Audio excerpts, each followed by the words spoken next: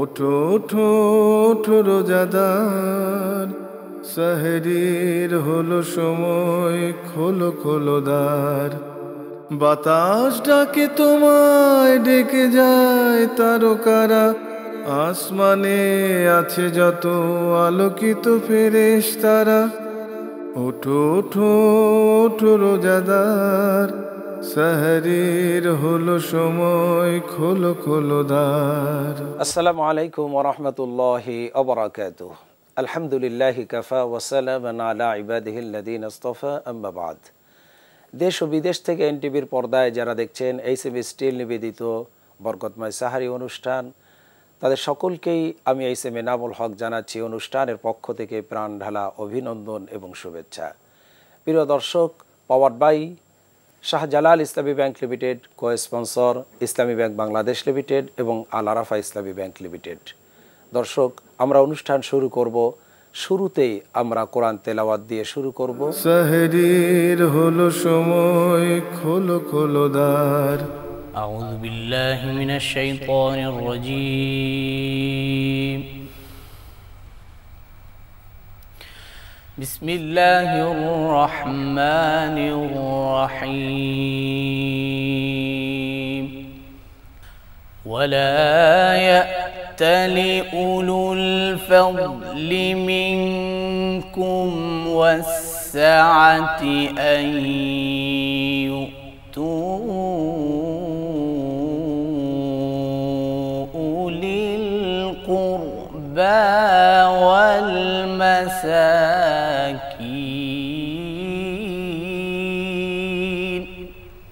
আন ইউতু উলিল কুরবা ওয়াল মাসাকিন ওয়াল মুহাজিরিন ফি সাবিলিল্লাহ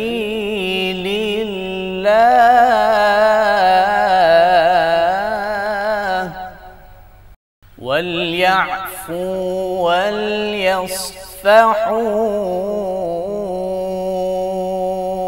আলা তুহিব্বুনা আন ইয়াগফিরাল্লাহু লাকুম ওয়াল্লাহু গফুরুর রহিম।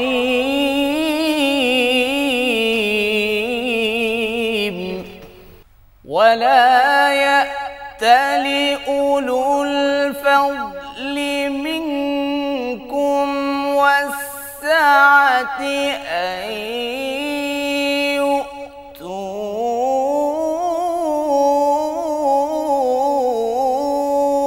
উলিল কুরবা ওয়াল মাসাকিন ওয়াল মুহাজিরিন ফি সাবিলিল্লাহ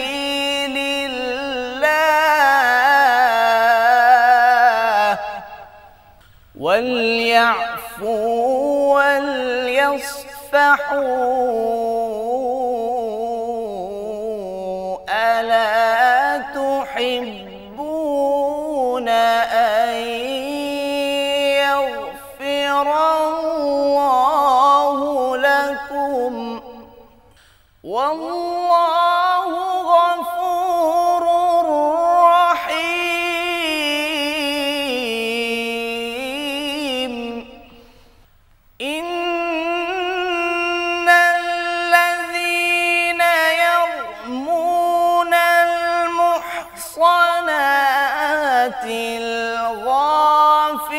গাফিলাতিল মুমিনাতি লুইনু ফিদ দুনিয়া ওয়াল আখিরাতি ওয়া লাহুম আযাবুন আযীম। ইন্নাল্লাযীনা ইয়ারমুনাল মুহসানাতিল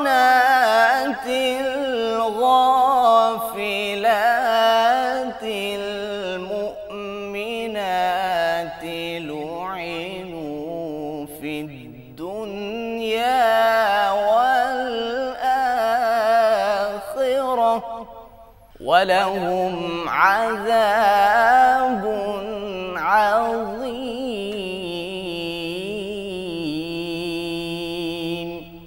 صدق الله العظيم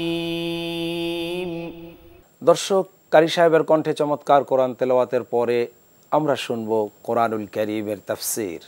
সেহরির হলো সময়, খোলো খোলো দ্বার। আসসালামু আলাইকুম ওয়া রাহমাতুল্লাহি ওয়া বারাকাতুহু।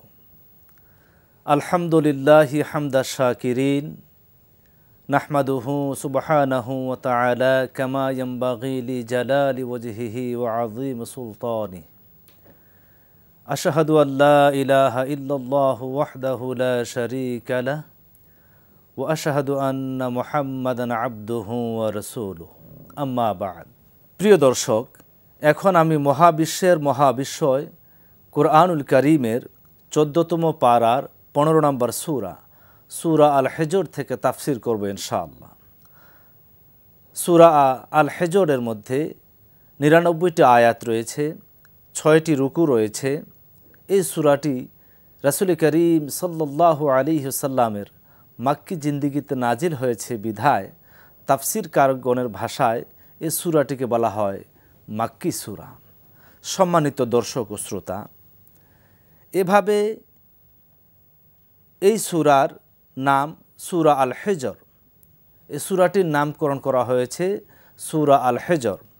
কেন? কওমু মাদাইনিন সালেহ, অর্থাৎ সালেহ আলাইহিস সালামের কওম সামুদ জাতির আবাসস্থল একটি হিজর এলাকা, ওই এলাকাকে কেন্দ্র করে এই সূরাটির নাম হিজর করা হয়েছে বা হিজর রাখা হয়েছে।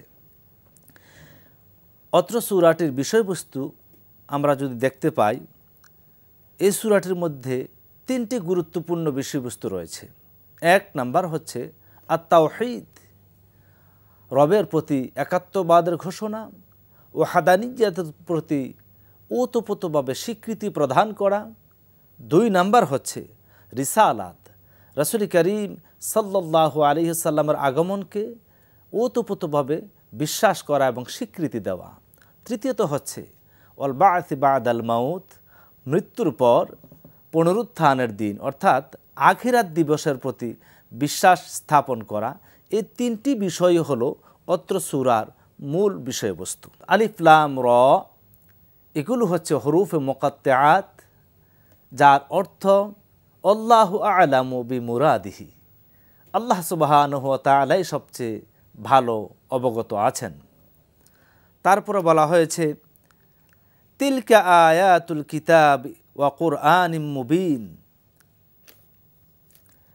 কোনো সময় কাফেররা তাদের কুফরির কারণে তারা লজ্জিত হবে, আফসোস করবে।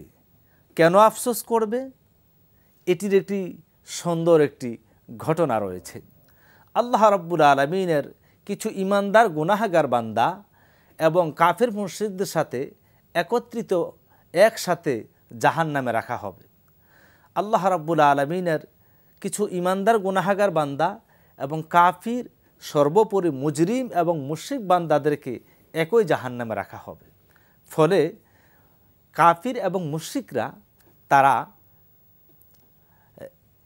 ইমানদার গুনাহগার বান্দাদেরকে একরকম উপহাস করে বলবে যে তোমরা তো দুনিয়াতে ইবাদত বন্দেগী করেছিলে, নামাজ আদায় করেছিলে, রমজানের রোজা রেখেছিলে, দান সদকা করেছিলে, কই তাহলে তোমরা আজকে এই অবস্থায় কেন তোমরা মুখোমুখি হয়েছ? অর্থাৎ তোমরা আজকের এই এমন করুণ পরিণতি কেন? এই কথার ফলে আল্লাহ রাব্বুল আলামিনের আরশের কোনায় রহমতের ঢেউ এভাবে উতাল পাতাল দিতে থাকবে। সুবহানাল্লাহি ওয়া বিহামদিহি। আল্লাহ রাব্বুল আলামিন তার ইমানদার বান্দাদেরকে ইমানের তাকিতে, ইমানের ইজ্জতে আল্লাহ রাব্বুল আলামিন কিছু কিছু ইমানদার গুনাহগার বান্দাদেরকে নিষ্কৃতি দিয়ে জান্নাত দান করে দিবেন। সুবহানাল্লাহ। যখন তাদেরকে জান্নাত দেওয়া হবে তখন ওই কাফির তথা মুজরিম ব্যক্তিরা আফসোস করে বলবে লাউ কানু মুসলিমিন, হায় আমরাও যদি মুসলমান হতাম তাহলে আজকের এই কঠিন দিনে আমরাও হয়তো নিষ্কৃতি পেয়ে যেতাম। বিশ্বনবী, বিশ্ব মানবতার মুক্তির দূত মুহাম্মাদুর রাসূলুল্লাহ সাল্লাল্লাহু আলাইহি ওয়াসাল্লাম সাহাবায়ে কেরামদের সামনে প্রকাশ্যে অপ্রকাশ্যে দলিল আদিল্লা সহকারে কোরআনুল কারীমের সার মর্মগুলো উপস্থাপন করেছেন। ফলে ওই সকল মানুষদের থেকে সিদ্দিক আকবরের মতো মহান মনীষী বের হয়েছেন। ওই মানুষগুলোর থেকে আবু বকর রাদিয়াল্লাহু, হযরত ওমর রাদিয়াল্লাহু তাআলা আনহুর মতো মহান শাসক বেরিয়েছিলেন। বিশ্বনবী মুহাম্মাদুর রাসূলুল্লাহ সাল্লাল্লাহু আলাইহি ওয়াসাল্লামের নূরময় জবান থেকে তাফসীর শোনার কারণে হযরতে আলী কাররামাল্লাহু ওয়াজহাহুর মতো আসাদুল্লাহিল গালিব বের হয়েছিলেন। শুধু তাই নয়, উসমান রাদিয়াল্লাহু তাআলা আনহুর মতো বড় বড় সাহাবায়ে কেরাম বেরিয়েছিলেন। তার কারণ আল্লাহর হাবিব সাল্লাল্লাহু আলাইহি ওয়াসাল্লাম নিজে তাফসীর করে মানুষদেরকে বুঝিয়েছেন। সুবহানাল্লাহি ওয়া বিহামদিহি। সম্মানিত দর্শক শ্রোতা, আমি যে কথাটি বোঝাতে চাই, কোরআনুল কারীম দিয়ে তাফসীর করা এটি পৃথিবীর ইতিহাসে নতুন কোনো বিষয় নয়। মূলত আমরা যে কোরআন দিয়ে কথা বলি, আমরা যে কোরআন দিয়ে তাফসীর করি, আপনারা কি জানেন এই কোরআনের মধ্যে সারা আসমানি কিতাবের সকল কিতাবসমূহের সাবস্টেন্স, মৌলিক কথাগুলো আল্লাহ রাব্বুল আলামিন এই কোরআনুল কারীমে তুলে ধরেছেন। বিখ্যাত সাহাবী আবুল আসকা ইবনে ওয়াসিলা রাদিয়াল্লাহু তাআলা আনহু হাদিসের রাবি, তিনি বলছেন আল্লাহর হাবিব সাল্লাল্লাহু আলাইহি ওয়াসাল্লাম বলেছেন, উতিতু মাকানাত তাওরাতিস সাব', আল্লাহ রাব্বুল আলামিন 7টা সূরার মাধ্যমে আল্লাহ রাব্বুল আলামিন গোটা তাওরাতের সমস্ত সাবস্টেন্স আমাকে হাদিয়া দিয়েছেন। সুবহানাল্লাহ। শুধু তাই নয়, ওয়া উতিতু মাকানাজ জাবুরিল মিইন, আর 11টি সূরার মাধ্যমে আল্লাহ রাব্বুল আলামিন তামাম জাবুর কিতাবের সমস্ত মৌলিক ইলমগুলো আল্লাহ তাআলা 11টি সূরার মাধ্যমে আমাকে কোরআনে নাজিল করেছেন। সুবহানাল্লাহি ওয়া বিহামদিহি। শুধু তাই নয়, রাসূল করিম সাল্লাল্লাহু আলাইহি ওয়াসাল্লাম আরও বলেছেন, ওয়া উতিতু ইনজিলিল মাথানি, আল্লাহ রাব্বুল আলামিন 20টি সূরার মাধ্যমে আল্লাহ রাব্বুল আলামিন গোটা ইনজিল শরীফের সমস্ত ইলিমের মূল কথাটুকুন আল্লাহ রাব্বুল আলামিন আমাকে কোরআনের মাধ্যমে হাদিয়া দিয়েছেন। সুবহানাল্লাহি ওয়া বিহামদিহি। সর্বশেষ ওয়া ফুসসিলাত বিল মুফাসসিল, হুজুর বলেন যে সর্বশেষ বাকি সূরাগুলো আল্লাহ তাআলা তার আপন দয়ায় আমি নবী মুহাম্মদ রাসূলুল্লাহ সাল্লাল্লাহু আলাইহি সাল্লামকে আল্লাহ পাক হাদিয়া দিয়েছেন। সুবহানাল্লাহ। সম্মানিত দর্শক শ্রোতা, চিন্তা করতে পেরেছেন আল্লাহ রাব্বুল আলামিন যেই পূর্বেকার নবী আলাইহিমুসসালামদেরকে 104খানা আসমানি কিতাব এবং সহিফা দিয়েছিলেন, সব আসমানি কিতাব এবং সহিফা সমূহের সারাংশটুকুন আল্লাহ রাব্বুল আলামিন এই 114টি সূরার মাধ্যমে তার হাবিবের উসিলায় আমাদেরকে দান করেছেন। সুবহানাল্লাহি ওয়া বিহামদিহি। আমরা সেই গ্রন্থ থেকে আমরা তাফসীর করব, যেই গ্রন্থ থেকে তাফসীর করলে 103খানা আসমানি গ্রন্থের তাফসীর হয়ে যাবে, যেই গ্রন্থ বুঝতে পড়ে সমস্ত আসমানি কিতাবের সমস্ত ইলম হাসিল হয়ে যাবে, আর যেই কিতাব দিয়ে তাফসীর করলে পরে ওই তাফসীর অনুযায়ী যদি ব্যক্তি জীবন, পারিবারিক জীবন, সামাজিক জীবন, রাজনৈতিক পরিমণ্ডলেও, রাষ্ট্রীয় জীবনেও যদি কোরআনের রঙে আমরা রাঙিয়ে তুলতে পারি, তাহলে রাসূল করিম সাল্লাল্লাহু আলাইহি ওয়াসাল্লামের ওই কালজয়ী হাদিসটি মনে পড়ে গেল। ক্বালান নবী সাল্লাল্লাহু আলাইহি ওয়াসাল্লাম, মান জাআলাল কুরআনা আমামাহু ক্বাদাহু ইলাল জান্নাহ। আল্লাহর হাবিব বলেন, যারা ব্যক্তি জীবনে, পারিবারিক জীবনে, সামাজিক জীবনে, ইভেন রাষ্ট্রীয় জীবনে কোরআনকে নেতা মানবে, কোরআনকে সামনে রাখবে, এই কোরআন কিয়ামতের দিন বান্দাকে টেনে টেনে আল্লাহর জান্নাতে নিয়ে যাবে। সুবহানাল্লাহি ওয়া বিহামদিহি। আল্লাহ রাব্বুল আলামিন সূরা হিজরের এই 99টি আয়াতের প্রথম 3টি আয়াত আল্লাহ রাব্বুল আলামিন কি বুঝাতে চেয়েছেন, কি বলতে চেয়েছেন? আলিফ লাম র, এটি হচ্ছে হরুফে মুকাত্তাআত, এগুলোর অর্থ কেবলমাত্র আল্লাহ সুবহানাহু ওয়া তাআলাই ভালো জানেন। তিলকা আয়াতুল কিতাব ওয়া কুরআনিম মুবিন, এইগুলি আয়াত মহাগ্রন্থের সুস্পষ্ট কোরআনের। সুবহানাল্লাহি ওয়া বিহামদিহি। রুবামা ইয়াওয়াদ্দুল্লাযীনা কাফারু লাউ কানু মুসলিমিন, কখনো কখনো কাফিররা আকাঙ্ক্ষা করবে, আফসোস করবে, তাহারা যদি মুসলিম হইত। দারহুম ইয়াকুলু ওয়া ইয়াতামাত্তাউ ওয়া ইউলহিহিমুল আমলু ফাসাউফা ইয়ালামুন উহাদেরকে ছাড়ো, উহারা খাইতে থাকুক, ভোগ করতে থাকুক এবং আশা উহাদেরকে মহাচ্ছন্ন করে রাখুক, অচিরেই উহারা জানিতে পারিবে। 4 নম্বর আয়াতে আল্লাহ রাব্বুল আলামিন বলেন, ওমা আহলাকনা মিন ক্বরিয়াতিন ইল্লা ওয়ালাহা কিতাবুম মা'লুম, আমি যে কোনো জনপদকে ধ্বংস করিয়াছি তাহার জন্য ছিল এটি নির্দিষ্ট লিপিবদ্ধ কাল। 5 নম্বর আয়াত আল্লাহ রাব্বুল আলামিন বলেন, মা তাসবিকু মিন উম্মাতিন আজালাহা ওয়া মা ইস্তাখিরুন, কোনো জাতি তাহার নির্দিষ্ট কালকে ত্বরান্বিত করতে পারে না, বিলম্বিতও করতে পারে না। 6 নম্বর আয়াত আল্লাহ রাব্বুল আলামিন বলেন, ওয়াকালু ইয়া আইয়ুহাল্লাযী নুজ্জিলা আলাইহি যিকরু ইন্নাকা লামাজনুন, উহারা বলে, ওহে যাহার প্রতি কোরআন অবতীর্ণ হয়েছে তুমি তো তা নিশ্চয়ই উম্মাদ। নাউযু বিল্লাহি মিন জালিক।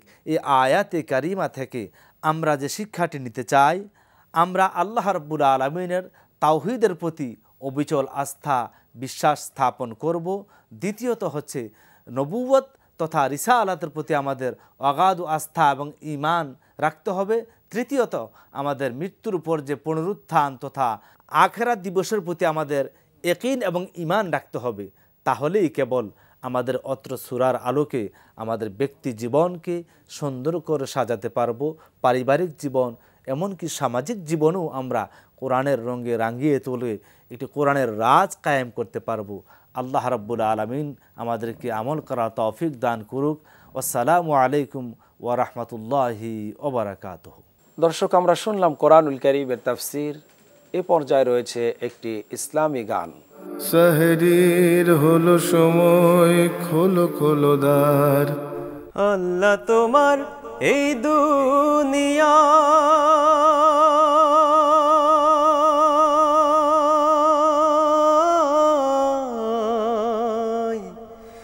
আল্লাহ তোমার এই দুনিয়ায় কেউ আসে কেউ চলে যায়, তবু তোমার ভয়ে কারো কাঁদে না হৃদয়, তবু তোমার ভয়ে কারো কাঁদে না হৃদয়। আল্লাহ তোমার এই দুনিয়ায় কেউ আসে কেউ চলে যায়, তবু তোমার ভয়ে কারো কাঁদে না হৃদয়, তবু তোমার ভয়ে কারো কাঁদে না হৃদয়। এই দুনিয়া পে আমার বদলে গেল মন, দু চোখেতে এলো শুধু রঙিন স্বপন। এই দুনিয়া পে আমার বদলে গেল মন, দু চোখেতে এলো শুধু রঙিন স্বপন। ভাবলো না মন আল্লাহ ছাড়া,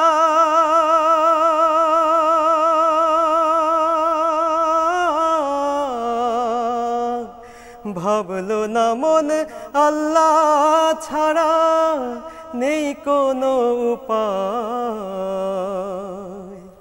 তবু তোমার ভয়ে কারো কাঁদে না হৃদয়। আল্লাহ তোমার এই দুনিয়ায় কেউ আসে কেউ চলে যায়, তবু তোমার ভয়ে কারো কাঁদে না হৃদয়। থাকতে সময় আল্লাহকে মন ডাকরে হরদম, এই দুনিয়ায় জীবনের সময় বড় কম। থাকতে সময় আল্লাহকে মন ডাকরে হরদম, এই দুনিয়ায় জীবনের সময় বড় কম। হাসুর মিজানে পুলসিরাতে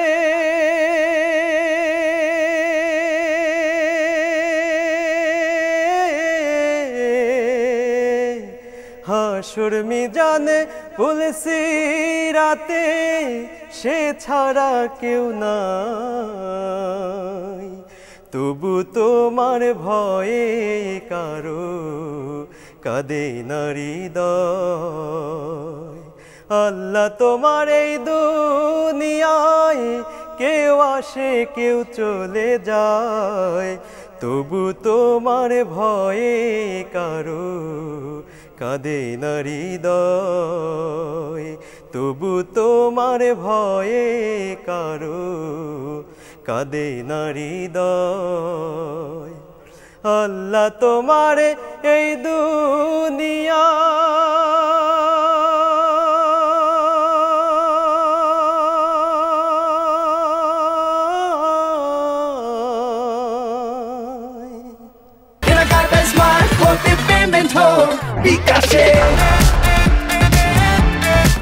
প্রিয় দর্শক, অনুষ্ঠানের পর্যায়ে রয়েছে বিষয়ভিত্তিক আলোচনা। আর আজকের বিষয় হচ্ছে মুসলমানদের ঐক্যের গুরুত্ব। মুসলিম ঐক্যের গুরুত্ব অত্যন্ত গুরুত্বপূর্ণ একটি বিষয়। আমি সরাসরি চলে যাব আজকে আমাদের নিমন্ত্রিত দুজন মেহমানকে আপনাদের সাথে পরিচয় করাতে। আসুন, প্রথমে আমার ডান দিক থেকে রয়েছেন বিশিষ্ট ইসলামী চিন্তাবিদ মুফাসসির কোরআন জনাব মাওলানা গোলাম কবির আল আজহারি। আসসালামু আলাইকুম রাহমাতুল্লাহ। ওয়ালাইকুম আসসালাম রাহমাতুল্লাহ। এরপরে রয়েছেন একজন ইসলামী ব্যাংকার, ইসলামী চিন্তাবিদ জনাব মাওলানা হাফেজ মাহমুদুল্লাহ।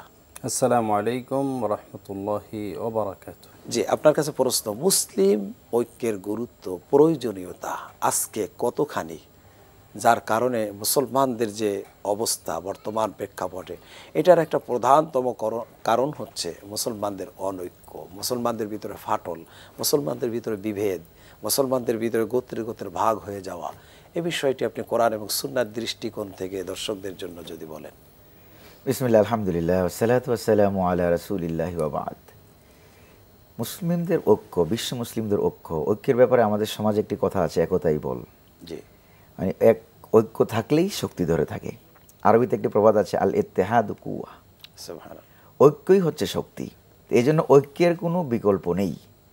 ঐক্য যেখানে আছে সফলতা সেখানে আছে, ঐক্য যেখানে নেই সফলতা সেখানে নেই। এই জন্য আল্লাহ সুবহানাহু ওয়া তাআলা আমাদেরকে ঐক্য হওয়ার কথা বলেছেন। যে বিশ্ব মুসলিমকে উল্লেখ করে আল্লাহ সুবহানাহু ওয়া তাআলা বলেছেন, ওয়াতাসিমু বিহাবলিল্লাহি জামিআও ওয়ালা তাফাররাকু, তোমরা সকলে মিলে আমার রজ্জুকে দৃঢ়ভাবে মজবুতভাবে ধারণ করো, ওয়ালা তাফাররাকু, পরস্পর বিচ্ছিন্ন হইও না। আর এই ক্ষেত্রে আরবিতে একটি কায়দা আছে, উসুল আছে, সেটা হলো কি, ইজা তাফাররাকাতা দাফ, যখনই বিচ্ছিন্ন হয়ে যায় তখনই দুর্বল হয়ে যায়, আর যখনই ঐক্য হয়ে যায় তখনও কিন্তু সবল হয়ে যায়। এই জন্য আল্লাহ সুবহানাহু ওয়া তাআলা আমাদেরকে সবল করতে চান, তিনি আমাদেরকে দুর্বল রাখতে চান না।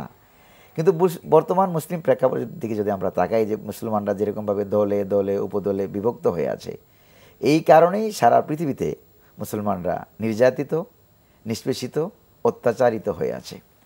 যেমন কবি ইকবাল একটা কথা বলেছিলেন, খুব আফসোস করে তিনি একটা কথা বলেছিলেন, যে সবক পর ফের সদাকত কা, আদালত কা, সুজাত কা, লিয়া যায়গা তুঝসে কাম দুনিয়া কি ইমামত কা। এই গোটা বিশ্বের মুসলিমকে লক্ষ্য করে তিনি বলেছেন যে গোটা বিশ্বের মুসলিমরা আবার বীরত্ব, ঐক্য, ন্যায়ের দীক্ষা, শিক্ষা আবার নতুন করে গ্রহণ করো, তাহলে দেখবা শুধু মসজিদের ইমামতি নয়, সারা পৃথিবীর রাষ্ট্রীয় ইমামতিগুলি তোমাদের হাতে ফেরত আসবে, নিঃসন্দেহে। যেটা খোলাফায়ে রাশিদিনের যুগে আমরা দেখেছি। আর যদি আমরা আল্লাহ নিজে বলেছেন, ক্বালা ইন্নী জাইলুকা লিন-নাসি ইমামা, আল্লাহ সুবহানাহু ওয়া তাআলা এখানে শুধু মসজিদ মাদ্রাসার ইমামতির কথা বলেন নাই, কিন্তু আল্লাহ সুবহানাহু ওয়া তাআলা এখানে ওয়ার্ল্ড ওয়াইড লিডারশিপ সেটার কথা আল্লাহ সুবহানাহু ওয়া তাআলা বলেছেন। তো আর ঐক্যের মূল ভিত্তি দিকে যদি আমরা তাকাই, ঐক্যের মূল ভিত্তিটা কি হবে? আজকে কিন্তু মুসলমানদের মধ্যে দল উপদল ভাগাভাগি হয়ে যার যার ছাতা সে আলাদা নিয়ে যার যার প্ল্যাটফর্ম আলাদা নিয়ে সে কী করতেছে, দাঁড়িয়ে আছে, আসেন ঐক্য হন, আসেন ঐক্য হন, আসেন ঐক্য হন। কিন্তু ছাতাটা আমার ছাতার নিচে অন্যের ঐক্য হন, অন্যের ছাতার নিচে কিন্তু আমি ঐক্য হইতে রাজি না। ঐক্য হওয়ার প্রধানতম মানদণ্ড কি? এটা সূরা আলে ইমরানে, কোরআনুল কারীমে সূরা আলে ইমরানের সম্ভবত ৬৪ নম্বর আয়াতে আল্লাহ সুবহানাহু ওয়া তাআলা বলেছেন, ইয়া আহলাল কিতাবি তাআলাউ ইলা কালিমাতিন সাওয়াইন বাইনানা ওয়া বাইনাকুম। একটা হচ্ছে কালিমা, দ্বিতীয় হচ্ছে আল্লাহ না'বুদা ইল্লাল্লাহ, তৃতীয় হচ্ছে ওয়ালা নুশরিকা বিহি শাইআ, চতুর্থ হচ্ছে ওয়ালা ইয়াত্তাখিযা বা'দুনা বা'দান আরবাবাম মিন দুনিল্লাহ। এই চারটা জিনিস ঐক্যের মূল ভিত্তি। ঐক্যের মূল ভিত্তিটা হচ্ছে লা ইলাহা ইল্লাল্লাহ, কালিমা তৈয়্যিবা। হ্যাঁ, কাশাজারাতিন তৈয়্যিবা আসলুহা সাবিত ওয়া ফারউহা ফিস সামা। জি, আপনার কাছে ইনশাআল্লাহ আসবো এই বিষয়টা আর ভালো করে শোনার জন্য। আপনার কাছে যাবো যে আমাদের সমাজে যে মুসলমানদের ভিতরে যে বিভেদ, এর প্রধানতম কারণ হচ্ছে যে একটা হচ্ছে দুনিয়াবী স্বার্থ, আবার আরেকটি হচ্ছে হিংসা। এই হিংসা মুসলমানদের অনৈক্যের ক্ষেত্রে প্রধানতম ভূমিকা পালন করে। এই যে হিংসার কারণেই যত কিছু, হিংসার কারণেই পরিবার থেকে দল, এভাবে করেই অনৈক্যগুলি হচ্ছে। তো এই বিষয়টা যদি আপনি তুলে ধরতেন যে এই হিংসা বিদ্বেষের যে কারণগুলি, এর থেকে বের হয়ে আমরা কিভাবে ঐক্যে মুসলমানদের ভিতর ভ্রাতৃত্ব আসতে পারে, আর ভ্রাতৃত্ব ভালোবাসার মাধ্যমে কিভাবে ঐক্য করতে পারি আমরা। অত্যন্ত চমৎকার এবং সুন্দর প্রশ্ন। আজকে আমাদের বিষয় হচ্ছে ঐক্য। আল্লাহ রাব্বুল আলামিন বলেছেন ইন্নামাল মুমিনুনা ইখওয়া ফাআসলিহু বাইনা আখওয়াইকুম। এই যে আল্লাহ রাব্বুল আলামিনের যে অত্যন্ত চমৎকার এবং সুন্দর বাণীগুলো, এগুলো আমাদের নলেজ না থাকায়, এই বিষয়গুলো আমাদের মাঝে জানা না থাকার কারণে আমরা আজকে অনৈক্য হিংসা আমাদের। এই যে আপনি একটু বললেন যে হিংসা বিদ্বেষ, এক নম্বর কথা হচ্ছে আমাদের উদার হইতে হবে। আমরা যার যার অবস্থান থেকে, ভাই যে বললেন যে চাতা আমারটা ঠিক থাক, এটা না। আপনাকে মনে করতে হবে আপনার যেমন দুটি চোখ আমারও দুটি চোখ, আপনার যেমন দুটো হাত আমারও দুটো হাত, আপনার যে চিন্তাধারা আমারও সেম চিন্তাধারা, আপনারও আমার রব এক, আল্লাহ রব্বুল আলামিন, আমাদের প্রিয় নবী মুহাম্মদ সাল্লাল্লাহু আলাইহি ওয়াসাল্লাম, যেটা লা ইলাহা ইল্লাল্লাহ মূল এটা মূল চারটা শর্তের প্রধান। আল্লাহ নিজেই বলে দিয়েছেন কিসের ভিত্তিতে তোমরা ঐক্য হবে। মনে করেন আমরা এই যে তাওহীদ, আমাদের আল্লাহর একত্ববাদ, অন্তত আমরা এই বিষয়ে যদি আমরা সবাই যদি এক হয়ে থাকি, আল্লাহ রসুল আমাদের একজন এবং রসুলের সুন্নাহ মোতাবেক আমাদের জীবন পরিচালনা একবারে বাল্যকাল থেকে রাষ্ট্র পর্যন্ত, এগুলো যদি আমাদের সামনে রেখে আমরা যদি ঐক্য হতে পারি, আমি মনে করি পৃথিবীতে অনৈক্যর কোনো আর দৃষ্টান্ত থাকবে না। আমরা যদি ঐক্য হতে পারতাম, অন্তত আমাদের ভিতরে আমরা, অর্থাৎ আমরা যারা মুসলিম, আমরা আমাদের কোরআন এক, রসুল এক, নবী এক, এই হিসেবে যদি আমরা ঐক্য হতে পারতাম, তাহলে আমরা নিজেরাই একটি সমাজ, সুন্দর একটি সমাজ মানুষকে উপহার দিতে পারতাম। আমরা যদি একটি সুন্দর সমাজ উপহার দিতে চাই, তাহলে আমাদের ঐক্যের বিকল্প নেই। এই বিষয়গুলোর সাথে আমাদের একমত পোষণ করতে হবে। আপনার কাছে প্রশ্ন হচ্ছে যে মুসলমানদের অনৈক্যের ক্ষেত্রে, ঐক্য হওয়ার ক্ষেত্রে রাসূল কারীম সাল্লাল্লাহু আলাইহি ওয়াসাল্লাম কি শর্ত দিয়েছেন, যে কি হলে পরে, কোরআন থেকে তো বললেন, হাদিসের আলোকে কোন মানদণ্ডে হলে মুসলমান ঐক্যের মধ্যে থাকবে, কিসের ভিত্তিতে? আসলে নবী করিম সাল্লাল্লাহু আলাইহি সাল্লাম ঐক্যের ক্ষেত্রে নবী করিম সাল্লাল্লাহু আলাইহি সাল্লামকে আল্লাহ সুবহানাহু ওয়া তাআলা বলছেন, কি বলছেন? ওয়া কুনতুম আলা আদান, তোমরা ছিলে কি পরস্পর শত্রুর মতো, ঐক্য ছিলে না। ফাআল্লাফা আল্লাহু ফাআল্লাফা বাইনা কুলুবিহিম ফাআসবাহতুম বিনি'মাতিহি ইখওয়ানা। আল্লাহ পাক অন্তরগুলো, এই যে আন্তরিকতা, একজন মুসলমান, নবী করিম সাল্লাল্লাহু আলাইহি সাল্লাম যেটা বলেছেন যে কাজাসাদিন ওয়াহিদা, একটা বডির মতো। সে পৃথিবীর এক প্রান্তে এক মুসলমান থাকবে, একজন থাকবে, আরেক প্রান্তে আরেকজন থাকবে। তাই সেখানে তার গায়ে যদি একটা পায়ে একটা কাটা ফুটলো, এটার ব্যথা ওই মুসলিমও কি করবে? টের পাবে, সে অনুভব করবে। এই জন্য কাজাসাদিন ওয়াহিদা, এক বডির মতো। কিন্তু আমরা তো এক বডির মতো হতে পারি নাই। কেন পারি নাই? একটা হাদিস তো আছে মনে হয় যে মান সাল্লা সালাতানা ওয়াস্তাকবালা কিবলাতানা ওয়া আকালা যাবিহাতানা ফাযালিকাল মুসলিম। এটাই মনে হয় নবী করিম সাল্লাল্লাহু আলাইহি সাল্লাম বলেছেন, যে ব্যক্তি আমাদের মতো নামাজ আদায় করলো, ওয়াস্তাকবালা কিবলাতানা, যে ব্যক্তি আমাদের কিবলাকে কিবলা হিসেবে মান্য করলো, ওয়া আকালা যাবিহাতানা, এবং যে ব্যক্তি কি করলো, আমাদের জবাইকৃত পশুর গোশত ভক্ষণ করলো, ফাযালিকাল মুসলিম, মানে সেই মুসলমান আমরা এক হয়ে থাকতে পারি, একই আমরা থাকতে পারি। কোরআন, রাসূল, এই ব্যাপারে কোনো কি নাই, দ্বিমত আমাদের মধ্যে নেই। এবার যদি আমরা মূলনীতিগুলি ফলো করতাম,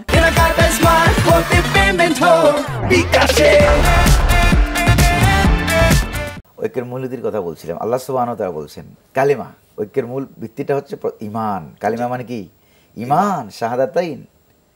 তাআলাউ ইলা কালিমাতিন সাওয়াইন বাইনানা ওয়া বাইনাকুম আল্লা না'বুদা ইল্লাল্লাহ, এক আল্লাহ ছাড়া অন্য কাউকে আমরা ইবাদত করব না, অন্য কারো ইবাদত করব না, আমরা কারো আল্লাহ গোলামি পাকের করব। শরীয়তটাই আমরা মানব। হ্যাঁ, তারপরে ওয়ালা আনুশরিকা বিহি আহাদা, আল্লাহ পাকের সাথে অন্য কাউকে শরীক স্থাপন করব না। ওয়ালা ইয়াত্তাখিযা বা'দুনা বা'দান আরবাবাম মিন দুনিল্লাহ, এক আল্লাহ ছাড়া আমরা পরস্পরকে রব হিসাবে মানব না। এটা একটা গুরুত্বপূর্ণ পয়েন্ট। বর্তমানে এই পয়েন্টে ফাটলের কারণে দুনিয়াবি স্বার্থ ঢুকে গেছে এবং সারা দুনিয়াতে মুসলমানদের মধ্যে হিংসা, বিদ্বেষ, কাটাকাটি, হানাহানি, ভাই ভাই পর্যন্ত মিল নেই। জি, একটা হচ্ছে কি সামান্য স্বার্থের জন্য, হ্যাঁ, সামান্য দুনিয়াবি ক্ষীণ স্বার্থের জন্য।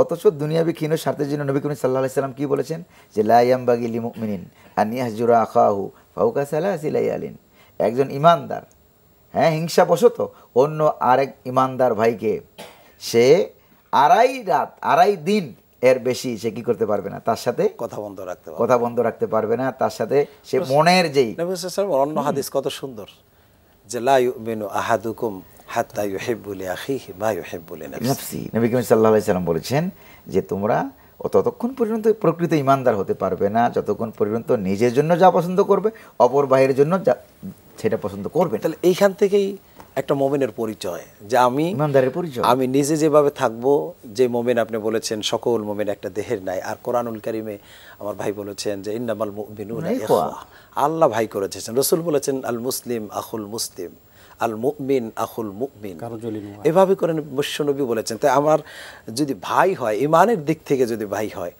তাহলে আমি তো আমার নিজের যেভাবে থাকা, নিজের যেভাবে আনসার মুহাজিরদের ব্যাপারটা, হ্যাঁ, তো এইভাবে পছন্দ করা, সেইভাবেই তো আমার অপর মুসলমানের জন্য। তাহলে ভ্রাতৃত্বের বন্ধনটা কিভাবে হয়, ভালোবাসা, ভ্রাতৃত্ব আর কি যেটাকে বলে, সম্পর্ক, সম্প্রীতি কত সুন্দরভাবে হয়, যেটা হলে পরে মুসলমানদের অনৈক্যতা হয় না।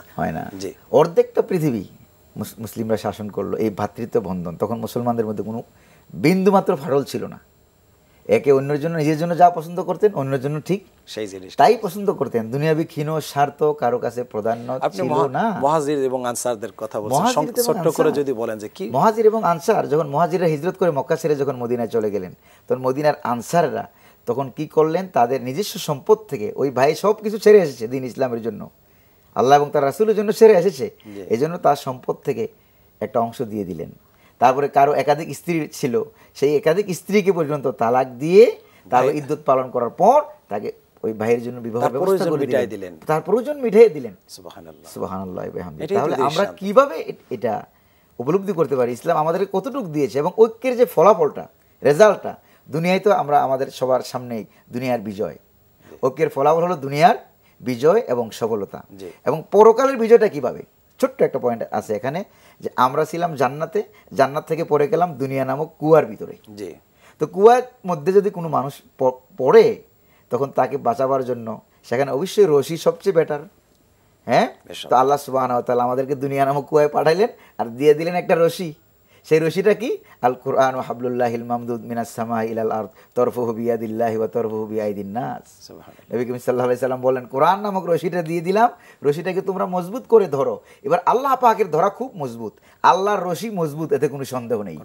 এবার আমরা যদি মজবুত করে ধরতে পারি, আল্লাহ পাক এবার কি বললেন, ওয়া তাসিমু বিহাবলিল্লাহি জামিয়া, পুরোপুরি রশিটা ধরো, ফিসিলমে কাফা রুশদু বিনাল গায় ফাকাদ ইসতামসাকা বিল উরওয়াতিল লা ইকরাহা ফিদ-দীন কাদ তাবায়্যানা রুশদু মিনাল গায় ফামান ইয়াকফুর বিত-তাগুত ওয়া ইউমিন বিল্লাহ ফাকাদ ইসতামসাকা বিল উরওয়াতিল ওয়াসকা লা ইনফিসামা লাহা। এই রশি কখনো ছিঁড়ে যাবে না, এই রশিটা, এটা আল্লাহর রশি। তো তাহলে রশিও ঠিক আছে, আল্লাহ সুবহানাহু ওয়া তাআলার ধরাটাও কিন্তু ঠিক আছে, ঠিক নাই আমরা। নবী করিম সাল্লাল্লাহু আলাইহি ওয়াসাল্লাম বলেছেন, লা ইয়াদখুলুল জান্নাতা মান কানা ফি কলবিহি মিসকালা হাববাতি খারদালিন মিনাল কিবর। নবী করিম সাল্লাল্লাহু আলাইহি ওয়াসাল্লাম বলেছেন, যার অন্তরে বিন্দু পরিমাণ, এক সরিষা বিন্দু পরিমাণ হিংসা বিদ্বেষ থাকবে, সে জান্নাতে প্রবেশ করবে না। এমন কি মাহে রমজান মাসে তো কদরের রাত্রি আছে, নবী করিম সাল্লাল্লাহু আলাইহি ওয়াসাল্লাম বলেছেন যে কদরের রাত্রিতেও ওই হিংসুকের দোয়া আল্লাহ পাক কবুল করেন না। ফেরেশতাদেরকে আল্লাহ পাক বলেন যে তার আমলনামা থেকে গুনাহ মুছবা না। কেন মুছবা না? দাহুমা, হাদিসটা দেখেন, দাহুমা হাত্তা ইয়াস্তালিহা, ছেড়ে দাও ততক্ষণ পর্যন্ত এদের আমলনামা থেকে গুনাহ মুছবা না, যতক্ষণ না এরা পরস্পর দুই ভাই মিলে সুবহানাল্লাহ। তাদের আরশের নিচেও চিন্তা করেন 7 শ্রেণী, এক শ্রেণী যারা এই সম্পর্ক, আরশের নিচে স্থান পাবে কে? মুসলমানদের সম্পর্ক। রাজুলানে তাহাব্বা ফিল্লাহ, নবী করিম সাল্লাল্লাহু আলাইহি সাল্লাম বলেছেন, ওই দুই ব্যক্তি আল্লাহর জন্যই ভালোবেসেছে, পরস্পর পরস্পরকে, আর পৃথক হলেও আল্লাহর জন্য। এবং নবী করিম সাল্লাল্লাহু আলাইহি সাল্লামের আরেকটা হাদিসও আছে, যে ব্যক্তি তার বাসা থেকে ঘর থেকে বেরিয়ে গেল অপর ভাইকে শুধু দেখা করার জন্য, অন্য দুনিয়াবি কোনো নিয়ত ছিল না, শুধু খোঁজ খবর নেওয়ার জন্য বেরিয়ে গেল, এর বিনিময়ে আল্লাহ পাক ওই ব্যক্তিকে জান্নাত দান করবেন। এত মূল্যবান, অথচ আমরা বুঝছি না। আজকে দুনিয়াবি সামান্য স্বার্থের ঐক্যবদ্ধ হয়ে যদি ধরতে পারতাম, আল্লাহ পাক রশি টেনে টেনে আমাদের ওই পৈতৃক সম্পত্তি জান্নাতে আল্লাহ পাক পৌঁছে দিবেন। আপনাকে আমি যাচ্ছি মাওলানা মাহমুদুল্লাহ সাহেবের কাছে। এই যে ঐক্যের ব্যাপারে কোরআনের এত কথা, এবং বিশ্ব নবীও সর্বশেষ একটি কথা বলে গেছেন ঐক্যের ব্যাপারে। সূরা নেসার 59 নম্বরে আল্লাহ পাক বলেছেন, ইয়া আইয়ুহাল্লাযীনা আমানু আতিউল্লাহ ওয়া আতিউর রাসূল ওয়া উলিল আমরি মিনকুম ফাইন তানাযাতুম ফি শাইইন ফারুদ্দুহু ইলাল্লাহি ওয়ার রাসূল ইন কুনতুম তুমিনুনা বিল্লাহ। একমাত্র আল্লাহ এবং তার রাসূলের আনুগত্য করো, আর তোমাদের যারা নেতা আছে উলিল আমর অর্থাৎ ইমাম আছে, যারা ওরাসাতুল আম্বিয়া ওলামা একরাম আছে, তাদের নেতৃত্ব মানবা। কিন্তু ইখতিলাফ হয়েছে, তুমি নিজের ভিতরে নিজের মন মতো ইখতিলাফ করো না, ব্যাক করো আল্লাহ এবং তার রাসূলের দিকে, সমাধান খোঁজো ওখান থেকে, তবু ঐক্য ঠিক রাখো যদি মোমেন হও। আল্লাহ কিন্তু শর্ত দিয়ে দিয়েছে, ইন কুনতুম তুমিনুনা বিল্লাহি ওয়াল ইয়াউমিল আখির, আল্লাহ এবং তার পরকালের প্রতি যদি তোমরা বিশ্বাসী হয়ে থাকো। আর রাসূলও বললেন, লান তাদুল্লু মা তামাসসাকতুম বিহিমা কিতাবাল্লাহ ওয়া সুন্নাত রাসূল। এই বিষয়ে যদি আপনি বলেন। আসলে আমরা এই যে আজকে রমজান মাস, রমজান মাস, আমাদের রমজান মাসের শেষে একটি দিন আসতেছে, সেটা হচ্ছে কি ঈদ উল ফিতর। জি, আমরা সমাজে দেখি যে রাসূল সাল্লাল্লাহু আলাইহি ওয়াসাল্লামের যে অনেক হাদিস, অনেক কোরআন, অনেক কিছু আমরা এই মাসে পালন করছি। আমি মনে করি তারই ধারাবাহিকতায় আমাদের সাথে, আপনাদের সাথে, আমার ভাইয়ের সাথে, আপনার ভাইয়ের সাথে, আমার দলের সাথে, ইসলামিক দলগুলোর সাথে, আপনার দলগুলোর নেতাদের সাথে, বা অন্য অন্য যেভাবে ডিভাইডেড সৃষ্টি হয়েছে, আমরা মনে করি এই রমজানের মধ্যে অন্তত একটি আমরা শপথ গ্রহণ করি যে আমরা ছোটোখাটো বিষয়গুলো বিসর্জন দিয়ে অন্তত রমজান মাসে আমরা ঐক্য হই। রমজান মাসে আল্লাহ রাসূল সাল্লাল্লাহু আলাইহি ওয়াসাল্লাম এই ঐক্য হওয়ার কারণে, বরকতের কারণে আমাদের যে সমাজের বিভিন্ন কাজ আমরা এই ঐক্যর মাধ্যমে সমাধান দিতে পারবো। আমরা আপনি যে রমজানের কথা বলছেন, রমজানে আমরা যখন ইফতারি করি, দেখেন আমাদের সমস্ত ইবাদতগুলি, হজগুলি, সবাই সারা বিশ্বের ধনী গরিব কালা সাদা সব একসাথে নামাজে এক কাতারে দাঁড়িয়ে যাচ্ছি, বাদশাহ ফকির ধনী গরিব সব একসাথে ইফতারি করছি রমজানের মধ্যে, সব একসাথে। তাহলে আমরা কেন ভেদাভেদ করে একজন আর একজনের দূরে থাকবো? অবশ্যই আমরা যে একসাথে ইফতার করার জন্য বলেছেন, জামাতের কথা আমি বলি। ফর এক্সাম্পল, আমরা যে আল্লাহ রাসূল সাল্লাল্লাহু আলাইহি ওয়াসাল্লাম সালাত ইল্লা বিল জামাত, মানে জামাত ছাড়া নামাজ কবুল করবে না, এটার অর্থ কি? এটার অর্থ হচ্ছে কি, এটা ঐক্যের ডাক দিয়েছেন। জি, ঐক্যের ডাক মানে মুসলমান এই যে 5 ওয়াক্তে 5 বার ঐক্য হচ্ছে, ফজরে, জোহরে, আসরে, নামাজ ঐক্যের ট্রেনিং দিচ্ছে। আমরা এসে ইমামের পিছনে ইক্তেদা করতেছি, এটাই আমাদের শিক্ষা। ওখানে এক ইমাম মানতেছি সবাই মিলে। হ্যাঁ, আবার মসজিদ থেকে বের হওয়ার সাথে সাথেই তখন শয়তানের খপ্পরে শয়তান আমরা আমাদের যে আমারটা আমি আলাদা। আমাদের কিন্তু সতর্ক থাকতে হবে, শয়তান তো আমাদের পিছনে লেগেই আছে, এজন্য আমাদের সতর্ক থাকতে হবে।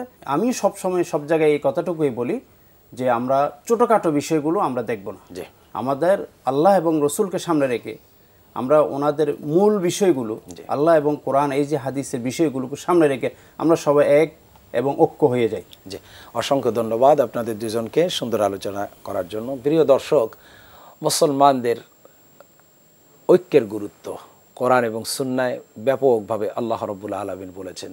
মানুষকে আল্লাহ পাক সামাজিক জীব হিসাবে এ কারণেই সৃষ্টি করেছেন যে একজন আরেকজনের পরিপূরক।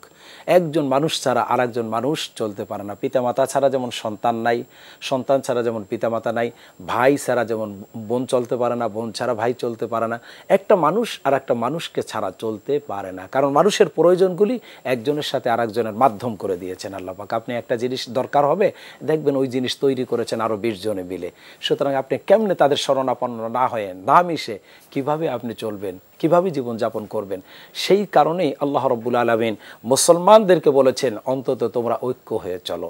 এক কোরআন, এক রসুলের সুন্নাহকে আঁকড়ে ধরে যদি আমরা থাকি, সমস্ত বিভেদ দুনিয়াবি সমস্ত চিন্তা ভাবনা যদি আমরা কেবলমাত্র মোমেন যদি হয়ে থাকি, এখান থেকে আমাদের সাবধান, আমরা মোমেন কিনা।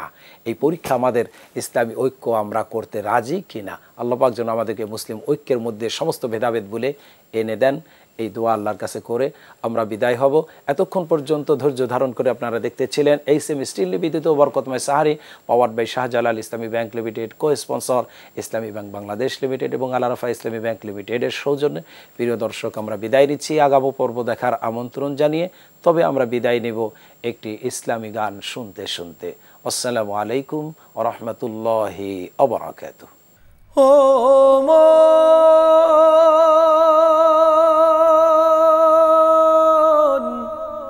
মনরে